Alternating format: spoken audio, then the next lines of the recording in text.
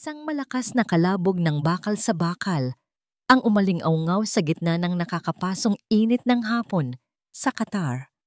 Napatalon si Rico at kasabay nito ang isang sigaw mula sa kanilang foreman. Muntik na. Isang maling galaw lang, isang saglit na pagkurap mata at maaaring ibang kwento na ang iuuwi niya sa Pilipinas. Ngunit mabilis siyang kumapit pabalik sa scaffolding.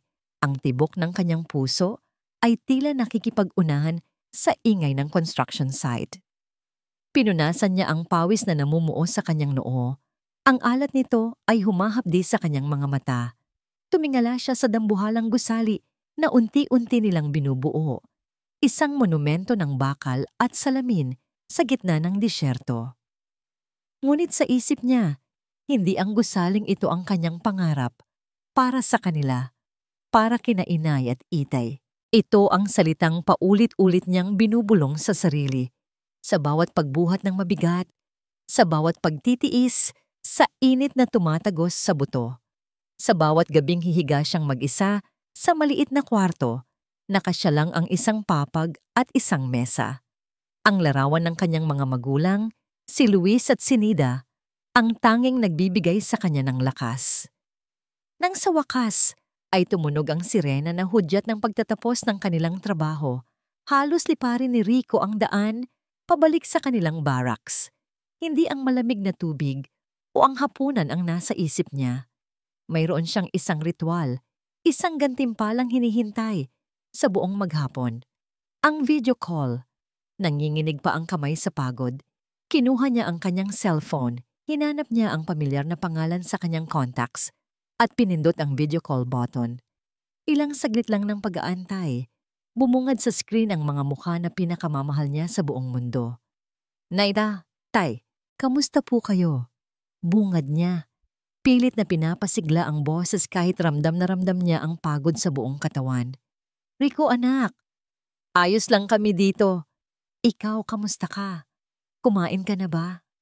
Sagot ni Nida, ang kanyang ina. May ngiti sa labi nito, ngunit hindi iyon umabot sa kanyang mga mata. Nakita ni Rico ang pagod sa mukha ng ina. Tila mas lalo itong pumayat mula noong huli silang mag-usap. At sa likuran nila, ang pader na dati may lamat lang, ngayoy tila may bitak ng malaki. Okay lang po ako, Nay. Katatapos lang sa trabaho, sabi niya. Pinadala ko na po ang para sa buwan na ito. Nakuha niyo na po ba? Oo, anak. Maraming salamat. Sagot naman ng kanyang ama. Si Luis, nakasuot ito ng lumang sando, na tila naninilaw na sa kalumaan. Malaking tulong talaga ito. May kung anong kumirot sa dibdib ni Rico. Sa bawat padala niya, umaasa siyang makikita ang kahit kaunting pagbabago. Isang bagong pintura sa pader, isang bagong damit para sa kanyang mga magulang. Pero sa bawat tawag, tila mas lalong lumuluma ang kanilang bahay at mas lalong nangangayayat ang kanyang mga magulang. Sana po ay ipaayos niyo na yung bubong, Te. Malapit na naman ang tag-ulan. Pakiusap ni Rico. At saka, Nay, bumili naman po kayo ng masasarap na pagkain. Huwag niyo pong tipirin ang mga sarili ninyo. Nakita niya ang pagtinginan ng kanyang mga magulang. Isang tingin na alam niyang may itinatago. Oo anak, huwag kang mag-alala. Magsasalita pa sana si Nida ng isang matinis na boses ang biglang sumingit mula sa kung saan, malakas at malinaw na tila sinadya para marinig sa kabilang linya. Naku Nida, baka mapunta lang sa wala ang padala ng anak mo. Ang bahay ninyo, parang hinipan na lang ng hangin. Guguho na. Nanlaki ang mga mata ni Nida. Mabilis na iniharap ni Luis ang kamera sa ibang direksyon, ngunit huli na ang lahat. Nakita ni Rico ang anino ni Aling Marites, ang kanilang kapitbahay na walang ginawa, kundi ang pagtsismisan sila na dumaan sa likod ng kanilang bintana. Sino yun, Nene? Tanong ni Rico, kahit alam na niya ang sagot. Naramdaman niya ang unti-unting pag-akyat ng init sa kanyang ulo. Wala yun, anak. Si Marites lang, nagbibiro lang yon. Pautal-utal na sabi ni Nida. O sige na, anak. Magpahinga ka na. Tatawag na lang kami ulit. Pero Nay, at biglang naputol ang tawag. Nakatitig lang si Rico sa itim na screen ng kanyang cellphone. Ang pagod sa kanyang katawan ay biglang nawala. Napalitan ng isang emosyon na mas matindi pa. Galit. Pagdududa. Paulit-ulit na nag-echo sa isip niya ang mga salita ni Marites. Baka mapunta lang sa wala ang padala ng anak mo. Ang imahe ng kanilang bahay na halos gumuho. Ang payat na katawan ng kanyang ina. Ang lumat kupas na damit ng kanyang ama. Isang galit na hindi niya maintindihan ang nagsimulang umakyat mula sa kanyang sikmura, kumalat sa kanyang dibdib, hanggang sa kanyang mga kamay na ngayon ay nanginginig na sa pagkuyom. Ang lahat ng pagod, ang lahat ng sakripisyo. Para saan? Binuksan niyang muli ang cellphone, ngunit hindi na para tumawag ulit. Binuksan niya ang isang airline booking app. Hindi na siya nag-isip pa. Ang mga daliri niya ay kusa ng gumalaw. One-way ticket. Manila. Departure 48 hours. Pinindot niya ang confirm button. Dahan-dahang ibinaba ni Nida ang cellphone sa ibabaw ng luma nilang mesa. Malalim ang kanyang buntong hininga, tila bapasan niya ang bigat ng buong mundo sa kanyang dibdib. Masakit para sa isang ina ang maglihim sa kanyang anak. Lalo na kung ang anak na yon ay nasa malayong lugar. Nagpapakapagod sa ilalim ng matinding init para lang mabigyan sila ng magandang buhay. Tiningnan niya ang hapagkainan. 2 platong kanin na kasing taas ng bundok. Isang maliit na mangkok ng nilagang kangkong na pinitas lang niya sa likod bahay. At isang pirasong tuyo na hinati sa gitna. Ito ang kanilang hapunan.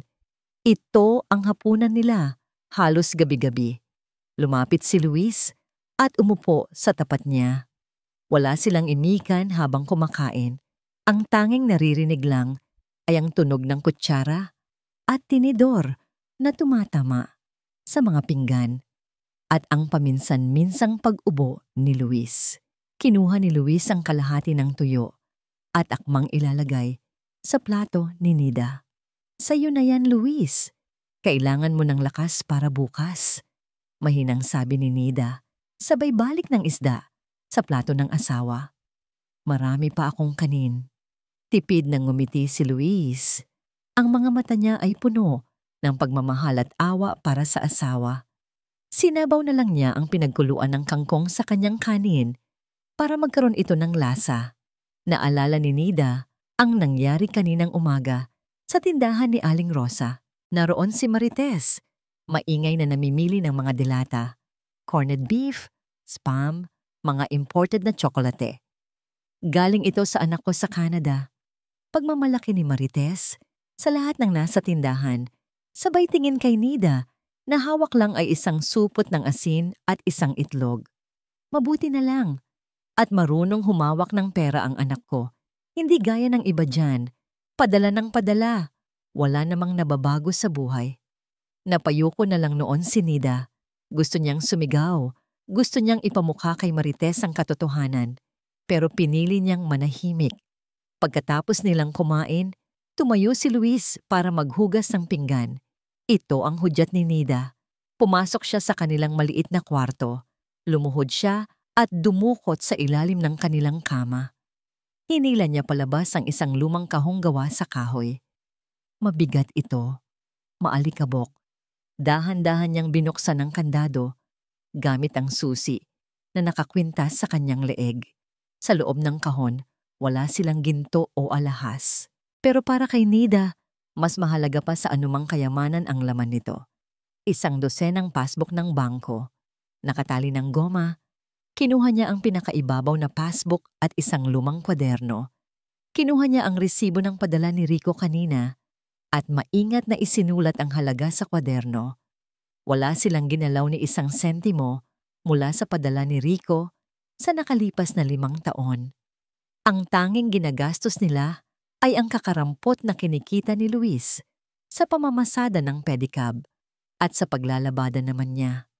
Bawat gutom, bawat pagtitiis, Sa init ng bahay na walang kisame, bawat pangungutya ng kapitbahay, lahat yon ay tinatanggap nila. Inilabas niya ang isang nakarolyong papel mula sa kahon at inilatag ito sa kama. Isang blueprint. Ang plano ng kanilang bagong bahay. Isang bahay na gawa sa semento, may matibay na bubong, at may maluwag na kwarto para kay Rico. At sa tabi ng bahay sa plano, may isang malaking espasyo. Nakasulat sa itaas nito sa magagandang letra. LNR Steelworks. Luis, Nida, Rico. Hinaplos ni Nida ang pangalan ng kanyang mag-ama sa papel. Isang butil ng luha ang pumatak mula sa kanyang mata at bumagsak sa blueprint. Naramdaman niya ang isang kamay sa kanyang balikat. Magaspang, puno ng kalyo, pero mainit. Malapit na, Nida, bulong ni Luis habang nakatingin din sa plano. Konting tiis na lang, matutupad din natin ang pangarap natin para sa kanya. At ang pangarap ko para sa atin. Tumango si Nida at sumandal sa dibdib ng asawa. Sana lang mapatawad niya tayo sa paglilihim natin. Maiintindihan niya rin 'to balang araw, sagot ni Luis. Ginagawa natin ito para hindi na siya muling umalis. Iniligpit nilang muli ang mga gamit sa loob ng kahon. Nang tumayo si Nida para ibalik ito sa ilalim ng kama, bigla siyang nakaramdam ng pag-ikot ng paningin. Napahawak siya sa gilid ng kama. Isang matinding kirot ang tumusok sa kanyang dibdib na para bang may pumipiga sa kanyang puso. Nida, ayos ka lang ba? Nag-aalalang tanong ni Luis. Mabilis na umalalay sa kanya. Pumikit si Nida ng mariin. Huminga ng malalim hanggang sa unti-unting nawala ang kirot. Wala to, Luis. Pilit na nangiti ni Nida, kahit na namumutla pa rin siya. Napagod lang siguro ako ngayong araw. Gutom lang to. Humiga siya sa kama, ipinikit ang mga mata at nagdasal na sana ay kayanin pa ng katawan niya hanggang sa pagbabalik ng kanyang anak. Ang ingay ng Hamad International Airport ay nakabibingi. Ngunit para kay Rico, tila isa lang itong mahinang ugong sa malayo. Nakaupo siya sa isa sa mga bakal na upuan. Sa departure area, ang kanyang backpack ay nasa sahig sa pagitan ng kanyang mga binti. Libo-libong tao ang naglalakad sa paligid niya. Mga pamilyang masayang naghahatid, mga negosyanteng nagmamadali, mga kapwa niya OFW na may ngiti sa labi dahil sa wakas ay makakauwi na. Pero si Rico, walang emosyon ang kanyang mukha.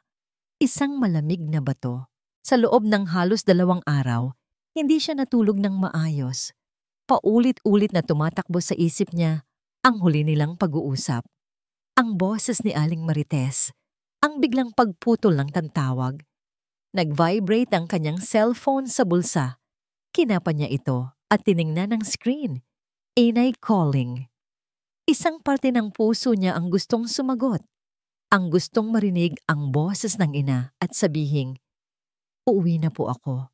Ngunit nanaigang galit at pagdududa na parang lason na kumalat na sa buong sistema niya. Hindi. Hindi niya sasagutin. Kailangan nilang magulat. Kailangan niyang makita mismo ng 2 mata niya kung ano ang totoo. Pinindot niya ang silent button at ibinalik ang cellphone sa kanyang bulsa, kasabay ng pagtigas ng kanyang puso. Sumakay siya sa eroplano. Ang isip ay lumilipad na una pa sa bakal na ibong sinasakyan niya. Sa bawat oras na lumipas sa himpapawid, lalong bumibigat ang kanyang dibdib. Hindi siya makatulog. Ang bawat pagpikit ng kanyang mata ay nagdadala lang ng mga imahe na mas gusto niyang kalimutan. Naalala niya ang araw bago siya umalis papuntang Qatar. Nakaiyak silang 3 sa maliit nilang sala. Hawak niya ang mga kamay ng kanyang ina at ama, mga kamay na magaspang dahil sa hirap ng buhay. Pagbalik ko, gaganda na ang buhay natin, inay, itay. Sabi niya noon, puno ng pangarap at pag-asa. Hindi na kayo magtatrabaho, ako na ang bahala sa lahat. Ang pangakong yon, tila isa na lang mapait na biro ngayon. Ang pag-asang yon ay napalitan ng mapait na hinala. Ang mga salita ni Marites ay parang sirang plaka na paulit-ulit sa kanyang utak. Baka mapunta lang sa wala ang padala ng anak mo. Nang lumapag ang eroplano sa Maynila, ang init ng Pilipinas ay tila sampal sa kanyang mukha. Isang paalala na nasa sariling bayan na siya. Pero imbes na pananabik, isang malamig na determinasyon ang kanyang naramdaman. Hindi na siya nag-abiso pa sa mga kamag-anak sa Maynila. Dumiretso siya sa terminal ng bus at sumakay sa unang biyahe papunta sa kanilang probinsya. Habang tumatakbo ang bus, ang mga pamilyar na tanawin, mga bukirin, mga maliliit na bayan, mga batang naglalaro sa kalsada, ay parang mga anino lang na dumadaan sa kanyang paningin. Ang isip niya ay nasa dulo na ng biyaheng ito. Nasa isang maliit at halos gumuhong bahay sa dulo ng isang makipot na eskinita. Ilang oras pa ang lumipas. Sa wakas, bumaba siya sa terminal ng kanilang bayan. Amoy ng inihaw na baboy, tunog ng mga tricycle, sigawan ng mga nagtitinda. Ito ang bayang kinalakihan niya. Ngunit ngayon, parang dayuhan siya rito. Sumakay siya ng tricycle. "Saan po tayo, sir?" tanong ng driver. Sinabi ni Rico ang address nila. Sinubukan ng driver na makipagkwentuhan, pero tanging-tango at iling lang ang sagot ni Rico. Nang lumiko ang tricycle sa kanilang kalye, bumilis ang tibok ng puso ni Rico. Malapit na. Ilang metro na lang. Huminto ang tricycle sa bukana ng eskinita. "Sir, hanggang dito na lang po tayo. Hindi na kasya sa loob," sabi ng driver. Inabot ni Rico ang bayad at bumaba. Binitbit niya ang kanyang backpack, huminga ng malalim, at nagsimulang maglakad. Ngunit hindi ang inaasahan niyang katahimikan ang kanyang naabutan. Sa halip may isang grupo ng mga tao na nagkukumpulan sa tapat ng kanilang bahay. Nagbubulungan, nagtitinginan. At sa gitna ng ingay ng mga tsismis, may isang tunog na nangibabaw sa lahat. Isang pag-iyak, isang hagulgol na puno ng sakit at takot. Ilang oras bago tumapak si Rico sa kanilang eskinita, ang araw ay tila isang nagbabagang bakal sa kalangitan. Papasok pa lang si Luis sa kanilang kalye, pagod mula sa maghapong pamamasada ng pedicab para sa kakarampot na kita, nang makita niya si Nida na dahan-dahang naglalakad palabas ng kanilang bahay. "Nida, saan ka pupunta?" "Ang sabi ko, magpahinga ka lang." Salubong niya, ang boses ay puno ng pag-aalala. Kitang-kita niya ang pamumutla sa mukha ng asawa. "Bibili lang ako ng kaunting kape, Lucis," mahinang sagot ni Nida. "Naubusan na tayo. At para may mainit kang mainom pagdating mo." Kahit sa gitna ng hirap, laging inuuna ni Nida ang kapakanan niya. Kumirot ang puso ni Luis. Hinawakan niya ang braso ng asawa. "Ako na sana ang bibili. Halika na. Pumasok na tayo." "Sandali lang ito. Malapit lang naman ang tindahan." Pilit ng ngiti ni Nida.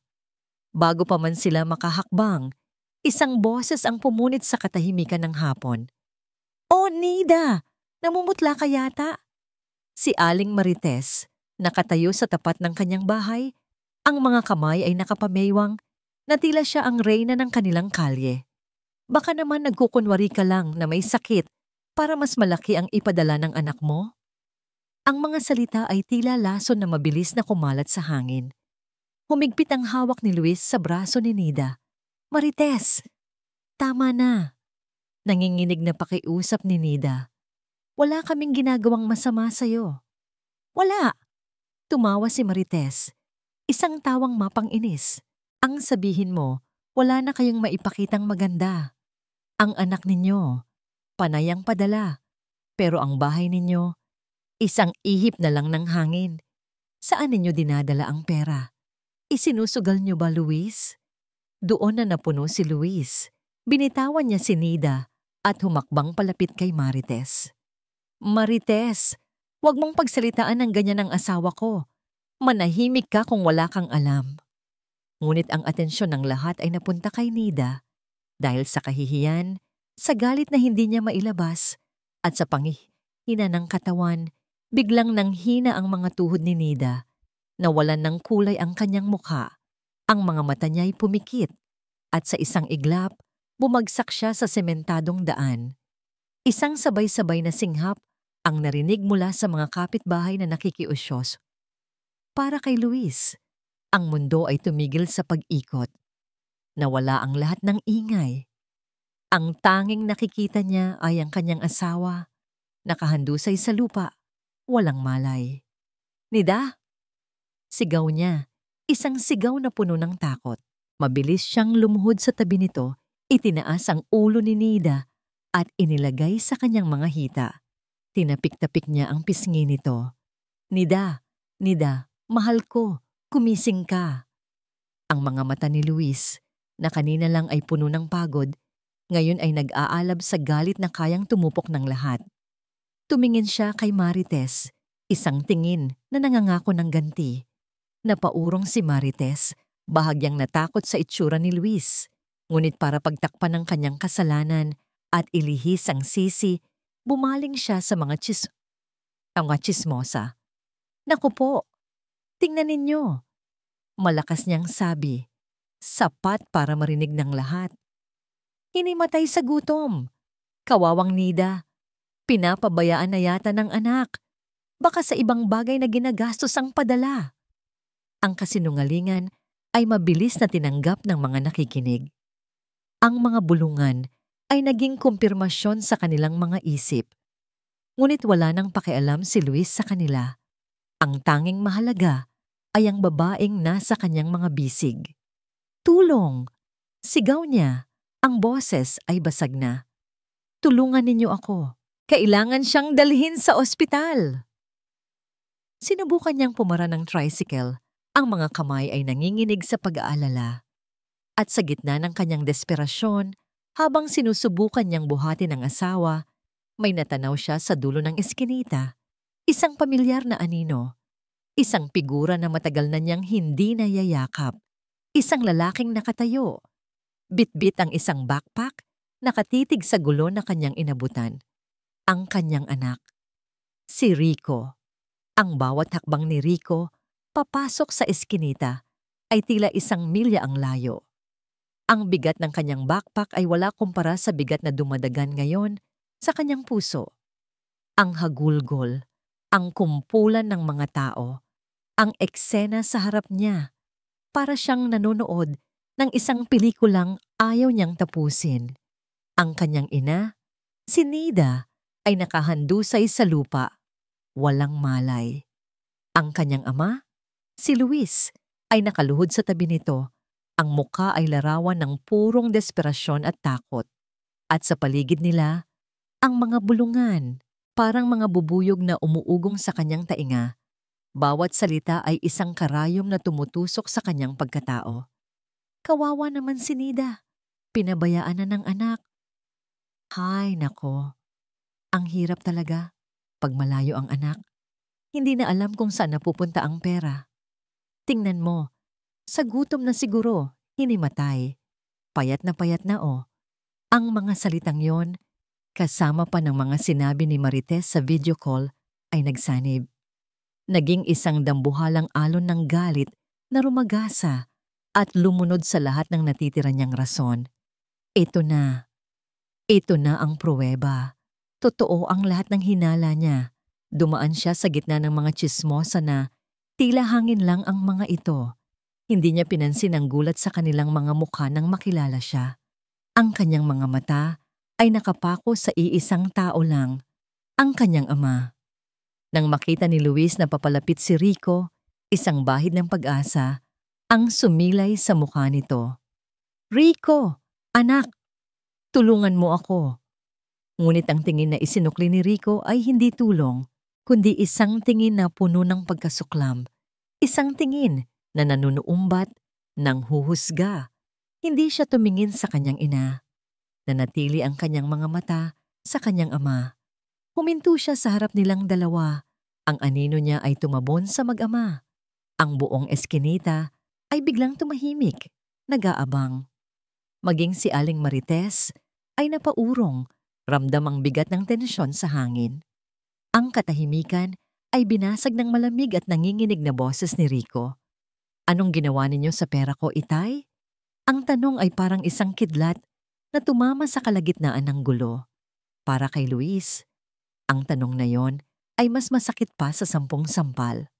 Sa harap ng lahat, sa gitna ng kanyang pag-aalala para sa asawa, ito ang isasalubong sa kanya ng anak na 5 taon niyang hindi nayakap. Ang pag-asa sa mukha ni Luis ay naglaho, napalitan ng sakit at pagkatapos ng galit. Galit hindi lang para kay Rico, kundi para sa buong sitwasyon. Tumayo si Luis. Iniwan niya sandali si Nida. Hinarap niya ang kanyang anak. Magkapantay na sila ngayon. Ang mag-ama, na dati puno ng pagmamahalan, ngayoy tila 2 estrangherong magkaaway. Anong sinabi mo? Nanggigigil na tanong ni Luis. Ang sabi ko, ulit ni Rico, mas malakas, mas matigas. Saan ninyo dinala ang lahat ng pinaghirapan ko? Para ba dito? Para panoorin si inay na bumagsak sa daan dahil sa gutom? Iyon na ang huling salita na kaya pang marinig ni Luis. Ang lahat ng kanyang pagtitiis, ang mga gabing hindi siya makatulog sa pag-aalala, ang pagtitipid sa bawat sentimo, ang kahihiyan mula sa mga kapitbahay, at ngayon, ang akusasyon mula sa sarili niyang anak, lahat ay sumabog. Sa isang mabilis at hindi pinag-isipang galaw, itinaas ni Luis ang kanyang kamay. Plak! Isang malutong na sampal ang dumapo sa pisngi ni Rico. Ang tunog ay umalingaw-ngaw sa buong eskinita. Ang lahat ay napasinghap. Napahawak si Rico sa kanyang pisngi, hindi dahil sa sakit, kundi dahil sa pagkabigla. Sa buong buhay niya, ngayon lang siya napagbuhatan ng kamay ng kanyang ama. Ang sampal na iyon ang tuluyang sumira sa anumang natitirang pagmamahal sa puso ni Rico. Napalitan ito ng purong galit. Ang luha ng pagdududa ay natuyo. Napalitan ng mga matang nag-aapoy, ang amoy ng antiseptic at ang mahinang ugong ng electric fan ang bumati kay Nida nang imulat niya ang kanyang mga mata. Puti ang kisame. Puti ang kumot. Nasa ospital siya. Dahan-dahan niyang iginala ang kanyang paningin. Nakaupo sa isang plastik na upuan sa tabi ng kanyang kama ang kanyang asawa, si Luis. Nakayuko ito. Ang mga siko ay nakapatong sa kanyang mga tuhod. Ang amoy ng antiseptic at ang mahinang ugong ng electric fan ang bumati kay Nida nang imulat niya ang kanyang mga mata. Puti ang kisame. Puti ang kumot. Nasa ospital siya. Dahan-dahan niyang iginala ang kanyang paningin. Nakaupo sa isang plastik na upuan sa tabi ng kanyang kama ang kanyang asawa, si Luis. Nakayuko ito. Ang mga siko ay nakapatong sa kanyang mga tuhod at ang mukha niya ay nakasapo sa kanyang mga palad. Ang kanyang mga balikat ay bahagyang nanginginig. Umiiyak ang kanyang asawa. Sa mahigit 30 taon nilang pagsasama, bilang na bilang lang sa daliri ang mga pagkakataong nakita niyang umiyak si Luis. Luis, anong nangyari? Mahinang tanong ni Nida, ang lalamunan niya'y tuyo. Mabilis na itinaas ni Luis ang kanyang ulo. Ang mga mata niya'y namumula at namamaga. Dali-dali siyang lumapit sa asawa. Nida, gising ka na. Salamat sa Diyos, sabi niya. Hinawakan ng kamay ni Nida. Ang kamay nito ay malamig. Si Rico. Pautal na tanong ni Nida. Ang puso niya'y nagsimulang kumabog ng mabilis. Nakita ko siya. Umuwi na ba siya? Ang mukha ni Luis ay muling bumigat. Isang pait ang gumuhit sa kanyang mga labi. Ibinaling niya ang tingin sa ibang direksyon. Tila hindi kayang salubungin ang mga mata ng asawa. Oo, Nida. Umuwi na siya. Nasaan siya? Gusto ko siyang makausap. Sabi ni Nida, sinusubukang bumangon. Huwag ka munang gumalaw. Pigil sa kanya ni Luis. Huminga ito ng malalim bago magpatuloy. Ang boses ay basag at puno ng sakit. Nagkasagutan kami, Nida. Sinumbatan niya tayo. Tinanong niya kung anong ginawa natin sa pera niya. Sa harap ng lahat, parang may pumunit sa dibdib ni Nida. Ang bawat salita ni Luis ay isang patalim. At sinampal ko siya. Dugtong ni Luis. Ang boses ay halos pabulong na lang. Sa sobrang galit ko, hindi ko napigilan ang sarili ko. Napapikit si Nida. Sunod-sunod na pumatak ang kanyang mga luha. Ang pader na pinilit nilang itago sa kanilang anak ay gumuho na. At ang mga guho nito ay bumagsak sa kanilang tatlo. Ang sikretong iningatan nila para sa magandang kinabukasan ay siya palang wawasak sa kanilang pamilya. Sa kasalukuyan, biglang bumukas ang pinto ng kwarto. Pumasok si Rico. Ang hangin sa loob ng silid ay tila biglang bumigat at lumamig. Ang Rico na nakatayo sa may pintuan ay hindi ang anak na lagi nilang nakakausap sa video call. Ang kanyang mga mata ay walang emosyon. Ang kanyang mukha ay isang blangkong pader. Tanging ang namumulang marka ng sampal sa kanyang pisngi ang nagpapatunay sa nangyari kanina. Hindi siya tumingin sa kanyang ama. Ang kanyang mga mata ay nakatuon lamang kay Nida. Inay, bati niya. Ang boses niya ay flat, walang init, walang pagmamahal. Anak, Rico. Umiiyak na, sabi ni Nida. Makinig ka, anak. Magpapaliwanag kami. Hindi kumibo si Rico. Lumapit lang siya sa paanan ng kama at nagpatuloy na para bang hindi niya narinig ang sinabi ng ina. Kinausap ko na ang doktor. Sabi nila, stress at fatigue daw ang dahilan. Kailangan niyo lang magpahinga. Sabi niya, ang tono ay parang isang empleyadong nag-uulat sa kanyang boss. Babayaran ko ang lahat ng gastos dito sa ospital. Huwag ninyong alalahanin yun. Huminga siya ng malalim bago binitawan ang mga salitang tuluyang dumurog sa puso ni Nida. Pero pagkatapos nito, pag-iisipan kong mabuti ang tungkol sa mga padala ko. Sa puntong yun, gumuho na ang mundo ni Nida. Ang mga salitang yun ay mas masakit pa sa sampal. Mas masakit pa sa kahit anong pisikal na sakit. Ang anak niya, ang nag-iisa niyang anak, ay tinatrato na sila ngayon bilang isang obligasyon, isang problema na kailangang pag-isipan. Tumalikod si Rico. Magpagaling po kayo. At lumabas na siya ng kwarto. Isinara ang pinto ng dahan-dahan. Ang katahimikan na naiwan sa loob ng silid ay nakabibingi at pagkatapos, isang malakas na hagulgol ang pumuno sa kwartong yon. Si Nida, na kanina'y pinipigilan ang pag-iyak, ay tuluyan ng bumigay. Napahawak siya sa kanyang dibdib. Ang sakit ay hindi na niya kaya. Ang lahat ng sakripisyo, ang lahat ng pangarap, tila nawalan ng saysay. Niyakap siya ni Luis, umiiyak na rin. Wala siyang masabi para pagaanin ang loob ng asawa dahil ang sarili niyang puso ay wasak na wasak. Nang makita ni Luis ang kanyang asawa, ang babaeng minahal, at pinangakuan niyang proprotektahan na ganoon na lamang nasasaktan dahil sa isang sikretong sila rin ang gumawa. Isang desisyon ang nabuo sa kanyang isip. Humiwalay siya sa pagkakayakap. Pinunasan niya ang luha ni Nida gamit ang kanyang magaspang na kamay. Oras na para malaman niya ang lahat. Iniwan ni Rico ang ospital na may pakiramdam ng kabiguan at pagkainis. Hindi ito ang pag-uwi na pinangarap niya. Walang masayang salubong, walang mahigpit na yakap. Ang tanging sumalubong sa kanya ay gulo, akusasyon, at isang sampal na tila bumaon sa kanyang kaluluwa. Naglakad siya pabalik sa kanilang bahay. Bawat hakbang ay pabigat ng pabigat.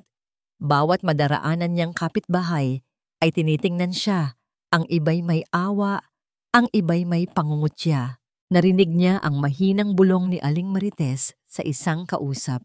Ayan na ang suwail na anak. Hindi niya ito pinansin, o mas tamang sabihin, pinilit niyang huwag pansinin. Binuksan niya ang pinto ng kanilang bahay. Ang tunog ng lumang bisagra ay tila isang malungkot na himig. Pumasok siya at ibinagsak ang kanyang backpack sa sahig. Isang ulap ng alikabok ang umalimbukay. Nilibot niya ang tingin sa loob. Ngayon, sa liwanag ng hapon na tumatagos sa mga butas-butas na dingding, mas malinaw niyang nakita ang kahirapan na bumabalot sa lugar. Ang mga upuang yari sa yantok ay may mga sira na. Ang kanilang maliit na lamesa ay kinakalawang na. Ang mga paa, ang pader na laging nasa likod ng kanyang mga magulang, tuwing video call ay may malaking bitak na tila hihintay na lang ang isang malakas na lindol para tuluyang gumuho. Huminga siya ng malalim at ang naamoy niya ay pinaghalong alikabok at lumot. Ito ba? Ito ba ang katumbas ng 5 taon kong pagtitiis sa gitna ng disyerto? Sinuntok niya ang pader. Hindi ito semento. Isa lang itong manipis na plywood. Umugong ang sakit sa kanyang mga kamao, ngunit binaliwala niya ito. Ang sakit sa loob niya ay mas matindi. Maya-maya, narinig niyang muling bumukas ang pinto. Si Luis, umuwi na mula sa ospital. Hindi sila nag-imikan. Nagtama ang kanilang mga mata sa loob lamang ng 1 segundo. Nakita ni Rico ang pagod at sakit sa mga mata ng ama. Ngunit ang nanaig sa kanya ay ang alaala ng sampal nito kanina. Nag-iwas siya ng tingin, tumigas ang kanyang panga. Inaasahan niyang sisigawan siyang muli ng ama o kaya'y magmamakaawa. Handa na siyang sagutin ito, handa na siyang isumbat ang lahat. Ngunit walang salitang lumabas sa bibig ni Luis. Nilampasan lang siya nito. Dahan-dahang naglakad papunta sa kanilang kwarto na parabang wala si Rico roon. Ang katahimikan sa pagitan nilang dalawa ay mas nakabibingi pa kaysa sa kahit anong sigawan. Nagtaka si Rico. Sinundan niya ng tingin ang kanyang ama. Nakita niyang lumuhod si Luis sa tabi ng lumang papag. May kinukuha ito sa ilalim. Ano ngayon? Isip-isip ni Rico na may halong pangungutya. Magmamakaawa na ba siya? Ilalabas ang mga lumang damit para ipakita kung gaano sila kahirap. Narinig niya ang hirap na paghila ni Luis sa isang bagay na mabigat. Isang baul na kahoy. Luma na ito, ang barnis ay tuklap-tuklap na at may kalawang na ang mga bisagra. Inilapag ito ng kanyang ama sa gitna ng kwarto. Ang tunog ng paglapag nito sa sahig ay malakas at tila may bigat. Hinanap ni Luis ang susi sa kanyang bulsa. Nanginginig ang mga kamay nito habang sinusubukang ipasok ang susi sa kandado. Nagkaroon ng isang malakas na kalansing nang sa wakas ay bumukas ito. Dahan-dahang itinaas ni Luis ang takip ng baul. Napatingin si Rico sa loob. Ang dibdib ay handa na sa kung ano man ang makikita. Ngunit hindi lumang damit o mga walang kwentang gamit ang laman nito. Ang unang nakita ni Rico, ang bagay na nasa pinakaibabaw ay isang makapal na salansan ng mga papel na nakatali ng straw. At sa ilalim niyon, nakasalansan ng maayos. Isang, dosenang, passbook. Bangko. Nakatayo lang si Rico. Parang isang estatwa na tinamaan ng kidlat. Ang kanyang mga mata ay hindi maalis sa laman ng baul. Ang galit sa kanyang dibdib ay unti-unting napapalitan ng isang damdaming hindi niya mapangalanan. Pagkalito, pagkatuliro. Si Luis, na may nanginginig na mga kamay, ay dahan-dahang inilabas ang mga passbook mula sa baul. Isa-isa. Clap, clap, clap. Sunod-sunod niyang inilapag ang mga ito sa ibabaw ng kanilang maliit at kinakalawang na mesa. Bawat isang lagapak ng passbook sa mesa ay tila isang malakas na sampal sa pagkatao ni Rico. Hindi nagsalita si Luis. Hinayaan niyang ang mga passbook ang unang magpaliwanag. Nang mailapag na niya ang lahat, kinuha niya ang isa at binuklat ito sa harap ni Rico. Ito. Nagsimulang magsalita si Luis. Ang boses niya ay mahina, ngunit matatag. Ito ang unang padala mo. 5 taon na ang nakakaraan. Ang sabi ko sa bangko, huwag na huwag nilang hahayaang may mag-withdraw kahit 1 sentimo. Binuklat niya ang isa pa. Ito ang para sa pangalawang buwan at ito ang pangatlo. Sunod-sunod niyang binuklat ang mga passbook. Ipinapakita ang mga petsa at ang mga halaga na pumapasok buwan-buwan. Walang bawas, walang palya. Ang interes na naipon ay maingat na nakalista. Nagsimulang manlabo ang paningin ni Rico. Ang mga numero ay nagsasayaw sa harap niya. Ang halaga, ang kabuuang halaga, ay higit pa sa kaya niyang isipin. Hindi kami nang gastos, anak. Nagpatuloy si Luis. Ang boses ay nagsimula ng manginig. Lahat ng kinakain namin, lahat ng pambayad sa kuryente at tubig, galing sa pamamasada ko at sa paglalabada ng nanay mo. Pagkatapos, kinuha niya ang salansan ng mga papel na nakatali. Maingat niya itong inilatag sa mesa. Isang blueprint. Ang plano ng isang bahay na 2 ang palapag. Gawa sa semento, may malalaking bintana, at may terrace sa itaas. Isang bahay na malayong-malayo sa sirang barong-barong na tinitirhan nila ngayon. At sa tabi nito, may isa pang plano. Ang plano ng isang malaking garahe, isang pagawaan. Itinuro ni Luis ang pangalan na nakasulat sa itaas ng plano ng pagawaan. LNR Steelworks Luis. Nida, Rico. Sa sandaling iyon, tila may bumigay sa loob ni Rico. Nanlambot ang kanyang mga tuhod. Napahawak siya sa gilid ng mesa para hindi bumagsak. Bakit? Iyon lang ang salitang nagawa niyang itanong. Ang boses niya ay basag na. Bakit hindi ninyo sinabi? Tumingin sa kanya si Luis. At sa unang pagkakataon, nakita ni Rico ang lahat ng sakit at pagsisisi na tinago ng kanyang ama sa loob ng maraming taon. Dahil gusto ka naming sorpresahin, sabi ni Luis. Isang luha ang pumatak mula sa kanyang mata. Dahil gusto naming pag-uwi mo, hindi ka na muling aalis. Magkakasama na tayong muli. Huminga ng malalim si Luis. Tila naghahanda para sa isang confession na matagal na niyang kinikimkim.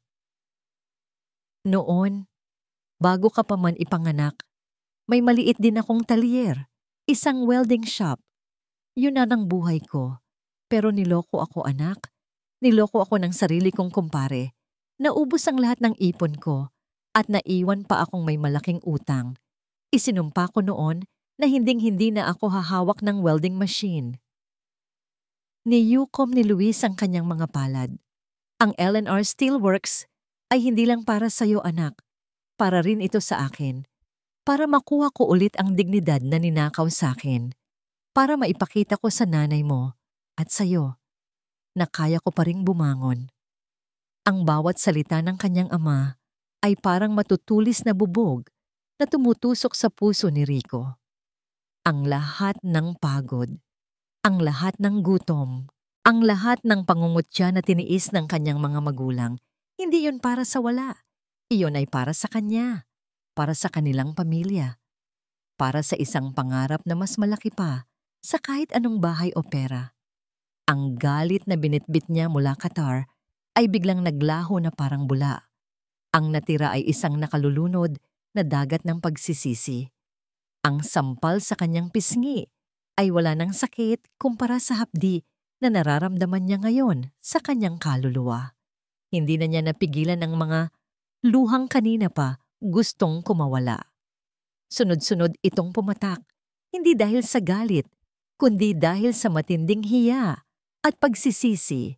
Dahan-dahan siyang napaluhod sa sahig. Sa harap ng kanyang ama, niyakap niya ang mga binti ni Luis. Ang kanyang mukha ay ibinaon sa pantalon nito. At doon, humagulgol siya na parang isang batang nagsusumamo ng tawad. Itay, Itay, patawarin niyo po ako. Itay, patawad.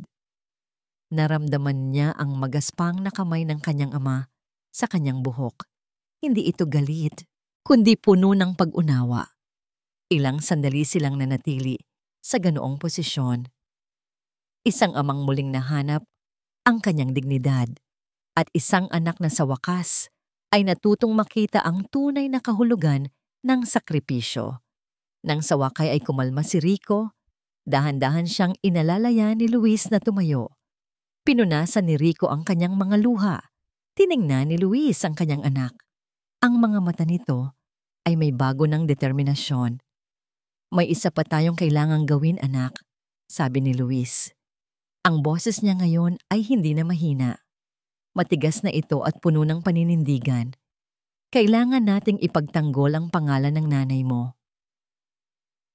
Kinabukasan ibang Rico ang gumising. Wala na ang blangkong tingin, wala na ang malamig na ekspresyon. Ang pumalit dito ay isang determinasyon na hindi pa nakikita sa kanya noon. Para siyang isang sundalong papasok sa isang giyera na alam niyang kailangan niyang ipanalo. Hindi na niya ininda ang pamumula ng kanyang pisngi. Mas matindi ang apoy na nag-aalab sa kanyang puso. Unang destinasyon nila ng kanyang ama, ang ospital.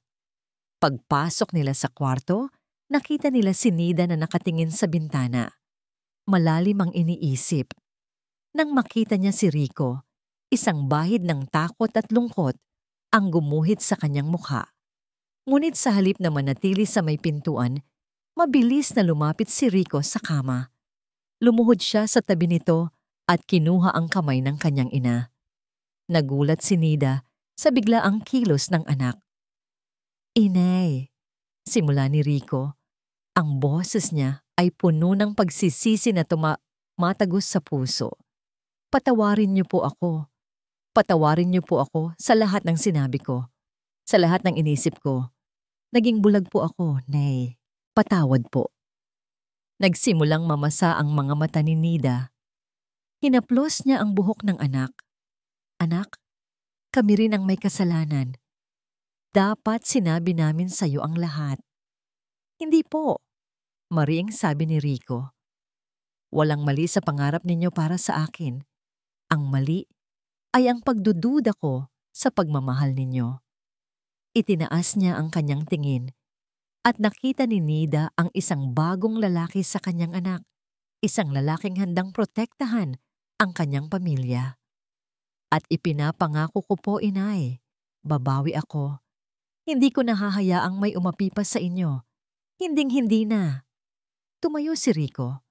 Sa tabi niya, ipinatong ni Luis ang isang kamay sa kanyang balikat. Isang tahimik na pagsang-ayon at pagmamalaki. Pagkatapos ng madamdaming pag-uusap, ang mag-ama ay umalis na may iisang layunin. Una silang nagtungo sa istasyon ng pulis. Sa harap ng isang desk officer, kalmado at malinaw na isinalaysay ni Rico ang buong pangyayari. Ang paninirang puri ni Aling Marites na humantong sa pagka-ospital ng kanyang ina. Nag-file sila ng blotter, isang opisyal na record ng kanilang reklamo. Pagkatapos, dumiretso sila sa isang maliit na law office sa bayan na inirekomenda ng isang kaibigan. Sumalubong sa kanila ang isang abogadong bata pa, pero matalas ang tingin. Good morning po. Ano po ang maipaglilingkod ko? Sa loob ng opisina, muling inilahad ni Rico ang lahat. Mas detalyado sa pagkakataong ito. Ipinakita nila ang medical certificate ni Nida mula sa ospital.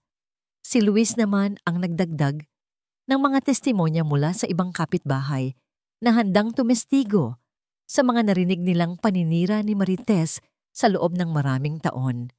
Tahimik na nakinig ang abogado.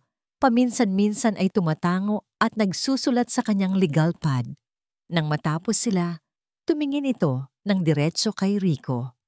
Malinaw po ito. Ito ay kaso ng oral defamation o slander. Ang mga salitang binitawan niya ay direktang nagdulot ng pinsala sa reputasyon at kalusugan ng nanay ninyo. May laban po tayo. Isang bigat ang tila na bunot sa dibdib ng mag-ama. Ang unang hakbang, sabi ng abogado, ay padadalhan natin siya ng isang demand letter. Hihilingin natin na humingi siya ng isang pampublikong paumanhin at magbayad ng danyos perwisyos para sa kahihiyan at sa gastos sa ospital. Kung hindi siya papayag sa loob ng 7 araw, itutuloy natin ang pagsampa ng kaso. Kinagabihan, isang lalaking nakamotorsiklo ang huminto sa tapat ng bahay ni Aling Marites. Iniabot nito ang isang opisyal na sobre. Nagtataka pa itong binuksan ni Marites. Habang binabasa niya ang laman ng sulat, ang mapagmataas niyang ekspresyon ay unti-unting napalitan ng pagkabigla at pagkatapos ng hindi maipintang takot.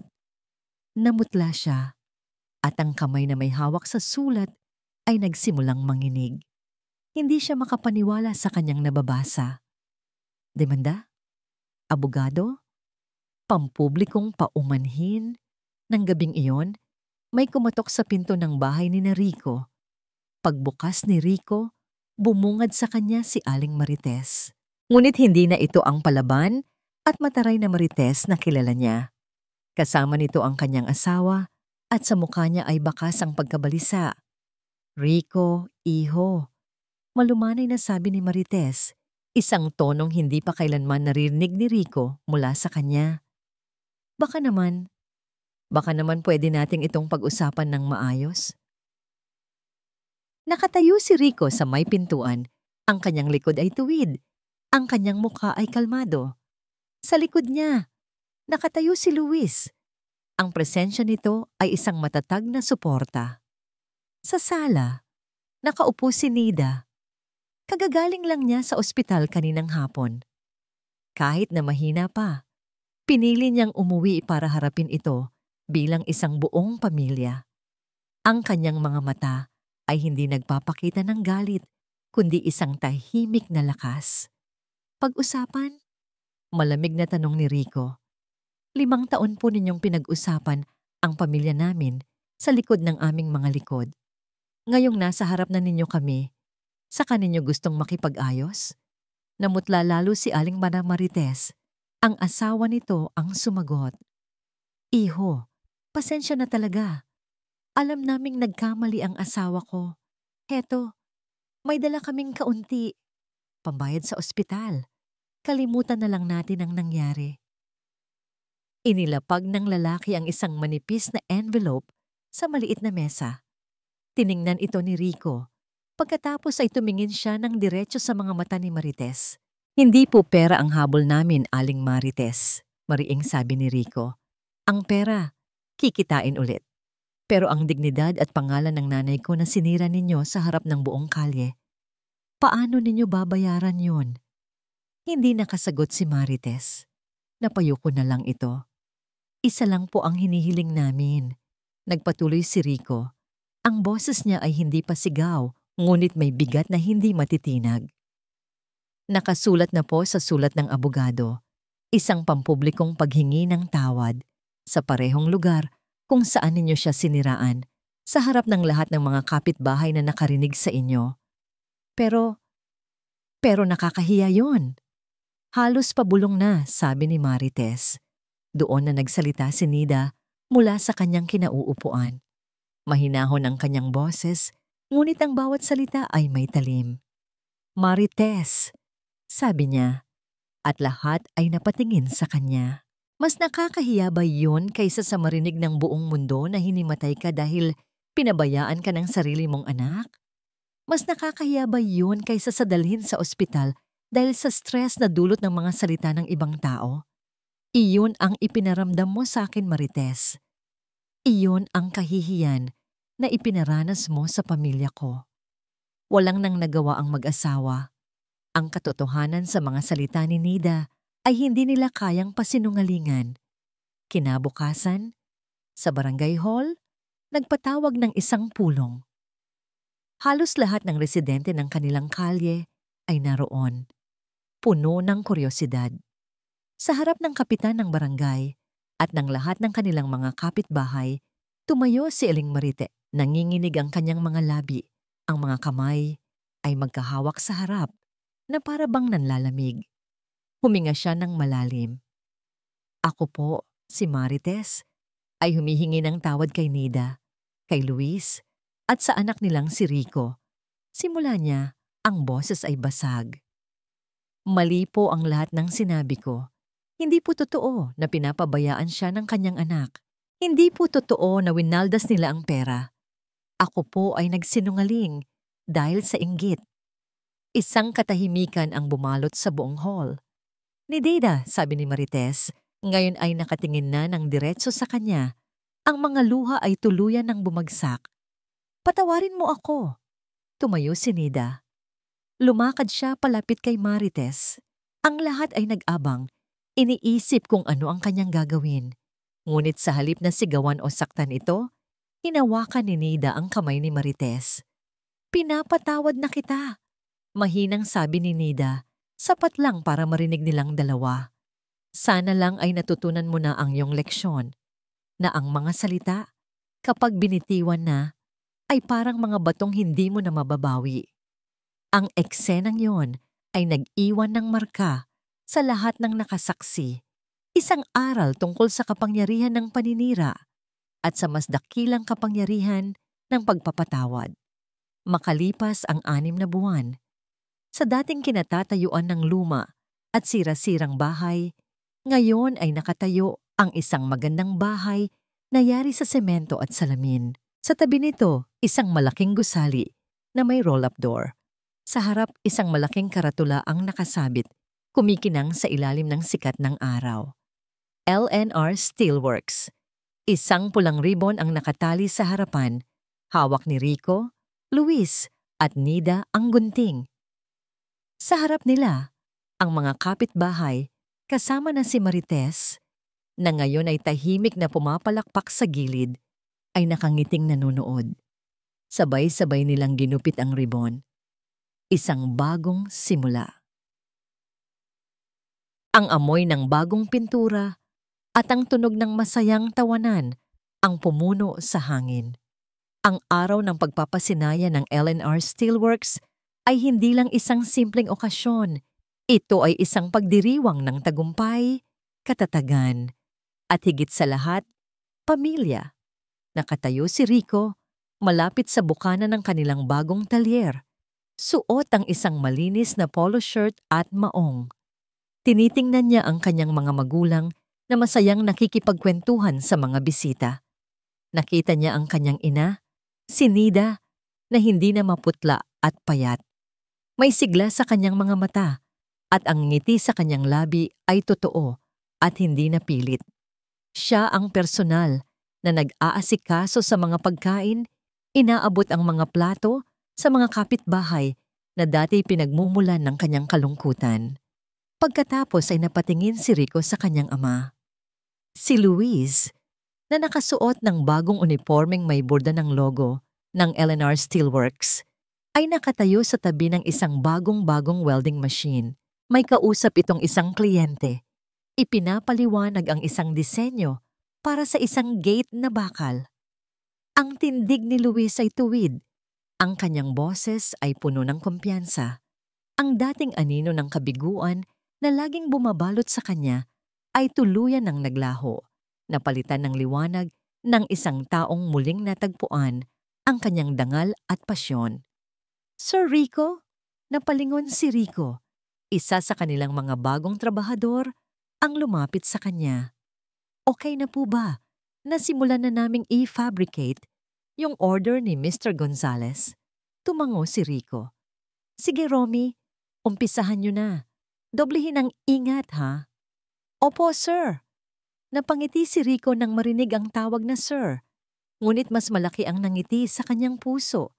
Hindi dahil sa posisyon, kundi dahil sa katotohanang nasa sarili na siyang kumpanya.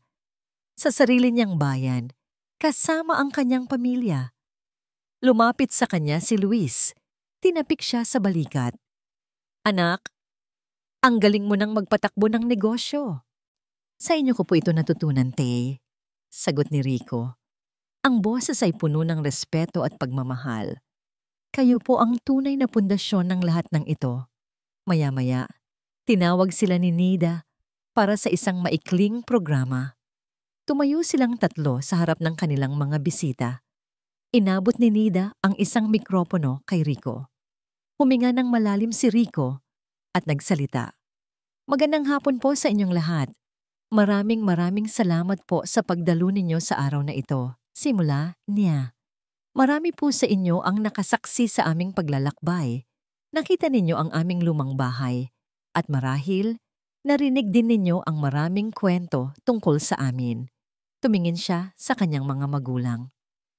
Ang bahay na ito at ang talyer na ito ay hindi lang basta gawa sa semento at bakal. Gawa po ito sa pawis at sakripisyo ng isang OF.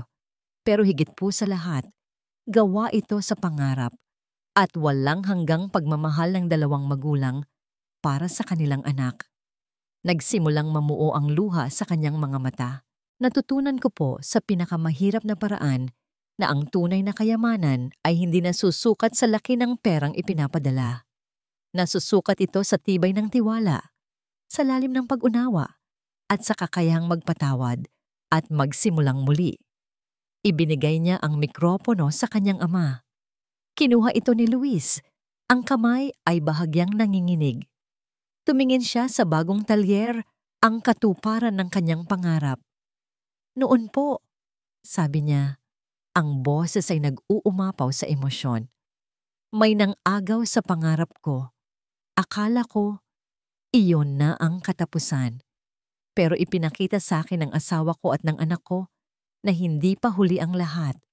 Ngayon, sa harap ninyong lahat, sisindihan ko ang unang apoy ng LNR Steelworks bilang simbolo na kahit gaano kadilim ang kahapon, laging may pag-asang naghihintay sa kinabukasan. Isinuot ni Luis ang kanyang welding mask. Kinuha niya ang torch at sa isang pindot, isang maliwanag at nag-aapoy na liwanag ang sumiklab sa loob ng talyer. Ang tunog ng apoy ay hindi na tunog ng panganib. Ito na ang tunog ng pag-asa. Nang matapos ang programa, sa paglubog ng araw, tumayo silang tatlo. Si Rico, si Nida at si Luis sa harap ng kanilang bagong bahay at ng kanilang bagong negosyo.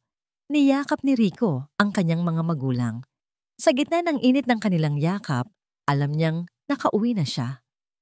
Hindi na niya kailangan pang tumingin sa malayo para hanapin ang kanyang pangarap. Ang pangarap niya ay narito na, sa tabi niya, humihinga at tumitibok. Ang LNR Steelworks ay hindi lang isang pangalan ng kumpanya. Ito ay isang testamento. Isang simbolo ng sakripisyo ng magulang, ng pagbabagong loob ng isang anak, at ng isang pamilyang pinagtibay ng pagsubok, pinatibay ng pagmamahal.